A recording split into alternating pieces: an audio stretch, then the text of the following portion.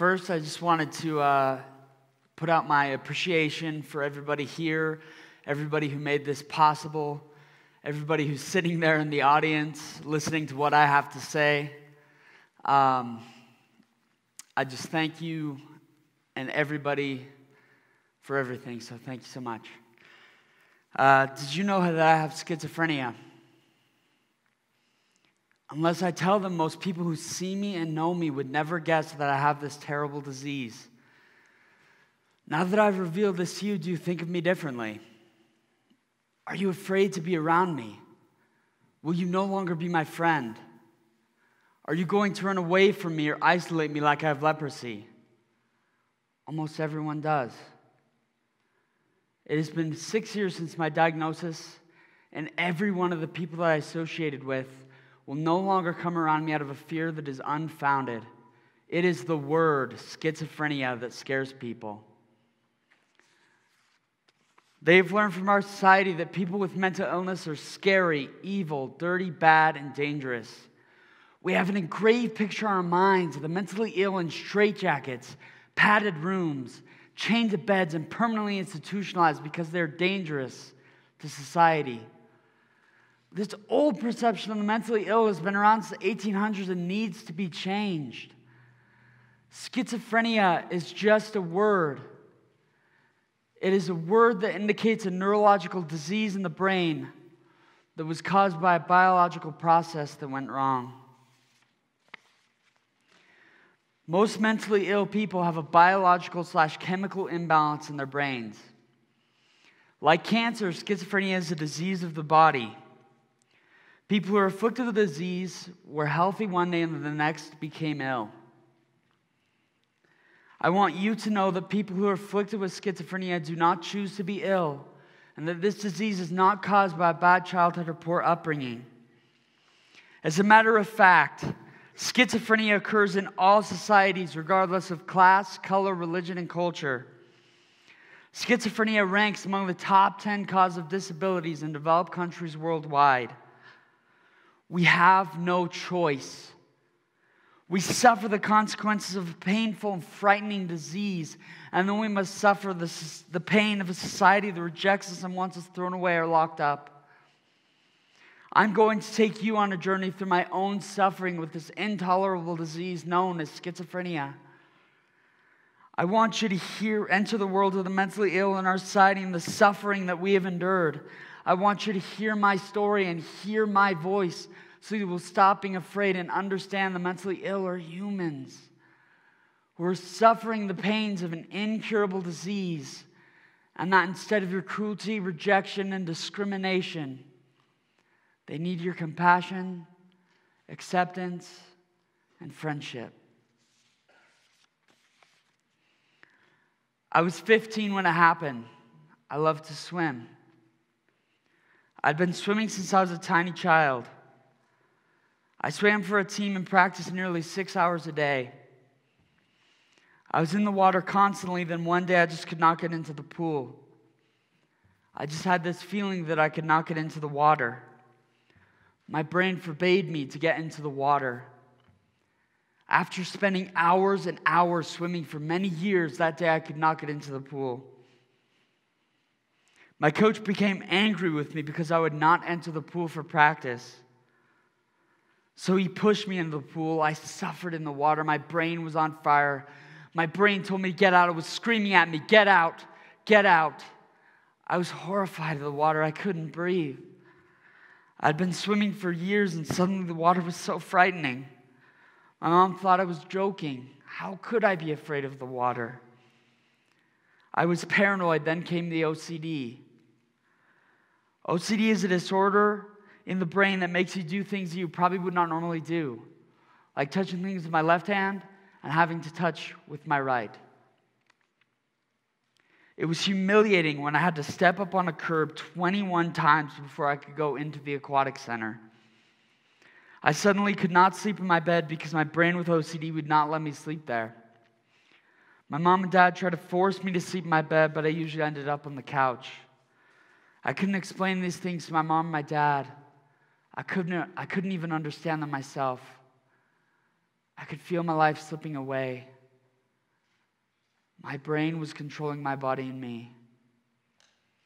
I was doing things that I had no control over. Suddenly, Tourette syndrome appeared. This is another genetic disorder that comes from the biology of the brain. Tourette syndrome is a condition that affects a person's central nervous system and causes tics. Tics are unwanted twitches, movements, or sounds that people make uncontrollably, like the movements that I'm making right now. I was now making sounds and movements that were humiliating. People would look at me in odd ways and tell me to stop goofing off. My friends were starting to not want to be around me because these movements and sounds were embarrassing to them. They thought I was weird. I cannot help the movements. Imagine being in high school and suddenly your body is twitching in strange ways and you're making bizarre sounds that you cannot control. My mom was getting really concerned. She wondered what I was really doing with all the other teens in the basement.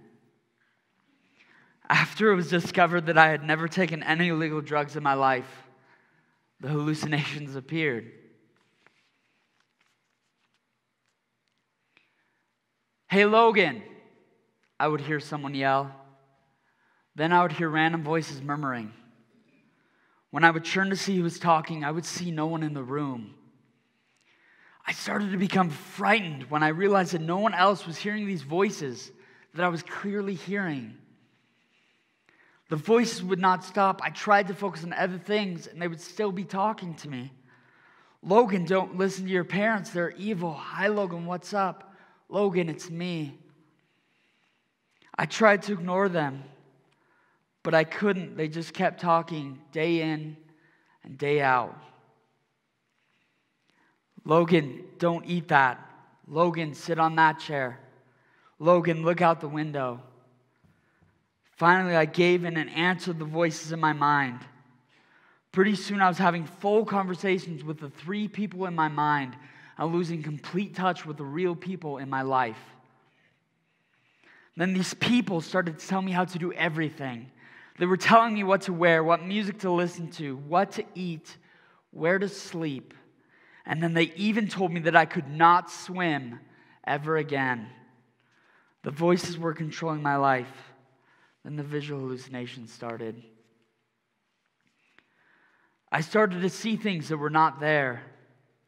I asked my mom if she saw some of the strange things that I was clearly seeing. Can you imagine that my mom never even saw the man with no face standing right next to her? When my mom told me that none of these things were real, the voices would tell me that she was lying. Then Gertrude came. Gertrude was my childhood teddy bear. I never knew her name until she told me who she was. I started to take the bear everywhere I went, and it would talk to me and tell me what to do. Bizarre, right? At the time, I thought it was completely normal. My friends thought that I was on drugs, but no drugs. Imagine being in high school and taking your teddy bear everywhere. Things got so bad that my mom took me out of school and began homeschooling me so that she could watch me. She was freaking out. Gertrude loved me so much, and she told me not to trust my mom. "Your mom doesn't love you anymore. Don't listen to your dad. He doesn't care about you. Listen only to me." Gertrude started to control my life. I know all of this sounds so weird, but at the time, I let her control my every move. She possessed me. Gertrude became suspicious of my mom because my mom would insist that she was not real. My mom was trying to get me help, which made Gertrude angry. You could say that I was going completely insane. I went from being a normal teenager to living in a completely unreal world in a matter of weeks. My brain was causing me to twitch, hear voices, have to touch things twice, repetitive motions, make sounds, see things that were not really there, and carry and talk to a teddy bear that had become my very best friend. I was a mess.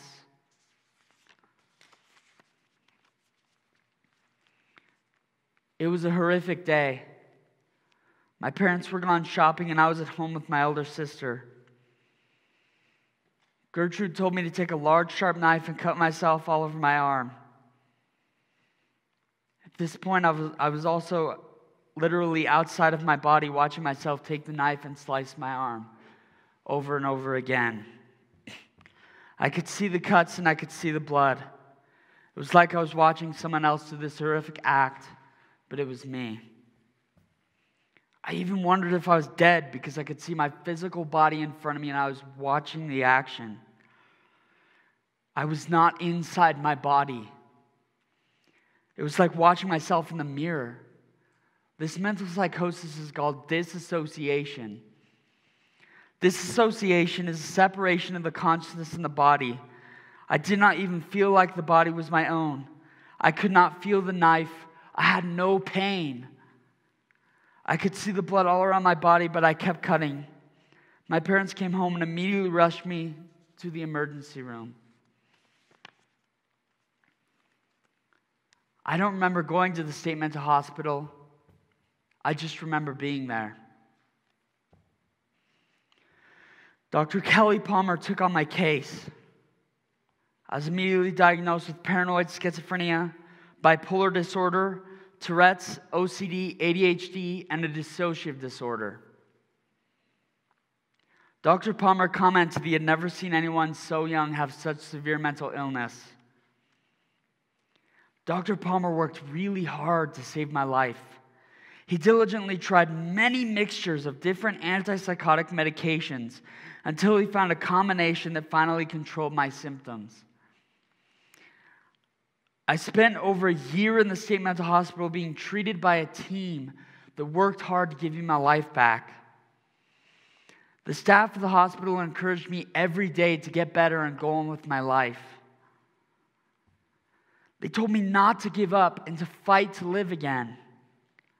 The hardworking team taught me ways to live my life as normally as I can with this disease.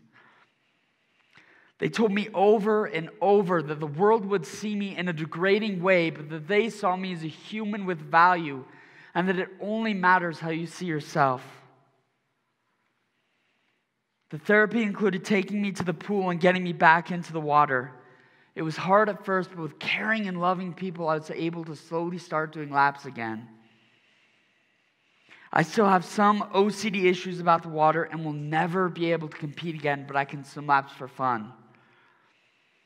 The staff of the hospital was as kind as they could be, but for me at 15, it was the saddest year of my life. I missed my family. I was scared. I missed going to school and the ability to learn. I was really sick. I still see Dr. Palmer, my hero, once a month to make sure my brain is still stable on the medication. This is a new normal for me. I have to take close to 10 medications daily. And I still have many difficulties with my physical abilities after the trauma to my brain. I will be on harsh medications for the rest of my life to control my symptoms. But the saddest part of my experience is my friends, relatives, and community have all deserted me. When it comes to a mental illness, everyone turns their head and looks the other way. Even though I am virtually normal, people who learn that I have schizophrenia immediately see the stereotype that we have all been trained to believe, where the mentally ill could not be helped, could not recover, were chained, left, and forgotten. Spring of 2014, I graduated from high school at the top of my class. I was on the honor roll and received a scholarship. I'm now attending Idaho State University and have made new friends. I allow people to get to know me, and then I tell them that I have schizophrenia. Most cannot believe what I am telling them and just laugh, thinking it is a joke. I am a walking witness to the power of positive care and recovery. I never hesitate or tire of telling people my story. I hope that one day this terrible disease will no longer affect anyone or burden society. I am very proud of my success story. You have the opportunity to help others that suffer from mental illness by taking these actions. First, you can drop your preconceived notions about people with mental illness and know that many who suffer from these diseases are just like you. They want to be understood and loved. Second, the illness is a disease. It is not the identity of that person. Third, the people with mental illness want you to help them by eliminating the stigma in society. When you hear people talking poorly, making fun of, or spreading non-truth about the disease, you could calmly tell them the truth about the people who suffer from these illnesses. Fourth, be a friend to someone who suffers mentally. Listen to their story and get to know them. Have compassion. Fifth, if you suspect that someone that you know may have a mental illness and is not being treated, help them to get the care that they need. Look at me and see the truth. Most people today with mental illness can lead normal to almost normal lives with a caring support team, a receptive community, a trained police force, and innovative medications and therapy to keep them stable. I want you to stomp on the stigma that the mentally ill are always violent or dangerous. Instead of treating the mentally ill as if we were not human, I beg you to reach out, understand, become educated, and learn. You may just save a life like mine. Thank you very much.